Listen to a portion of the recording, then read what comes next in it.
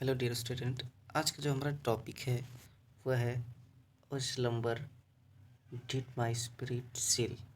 एक नींद ने मेरी आत्मा को जड़ कर दिया। अर्थात स्पिरिट माने होता है आत्मा, सील मतलब जड़ या बंद कर देना। जैसे बोतल का ढक्कन होता है, सील होता है, बंद होता है, उसको बोल रहा है। स्लम्बर माने हो जाता है नींद। अब देखिए ये जो पोयम है वो विलियम वर्ड्सवर्थ की जो एक अच्छी सी पोयम है, और ये पोयम जो ली गई है वो लूसी नाम के एक पोयम से ली गई है, जिसका कुछ पार्ट नहीं दिया गया है। पूरा फुल पोयम का नाम है लूसी। इसमें लूसी का नाम कहीं नहीं दिया गया, लेकिन ये जो पोयम ली गई है वो लूसी नाम के चैप्टर से ली गई है।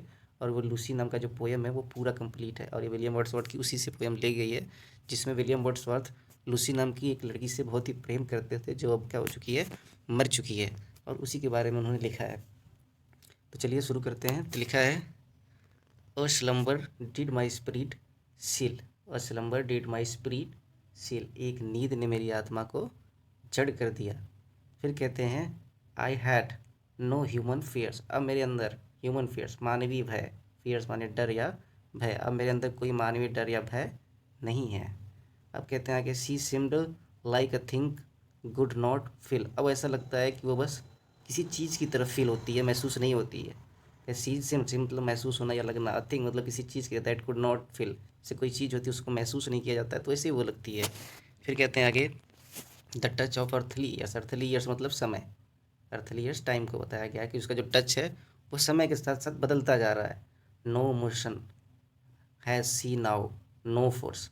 अब ना ही उसमें कोई मोशन है, ना ही कोई गति है, और ना ही उसमें कोई फोर्स है, ना ही कोई उसमें शक्ति है। किसमें? लूसी में। फिर कहते हैं आगे, सी नाइदर हियर्स, ना ही वो सुनती है, नार सीज, ना ही वो दिखती है। नहीं, लूसी ना ही सुनती है और ना ही दिखती है।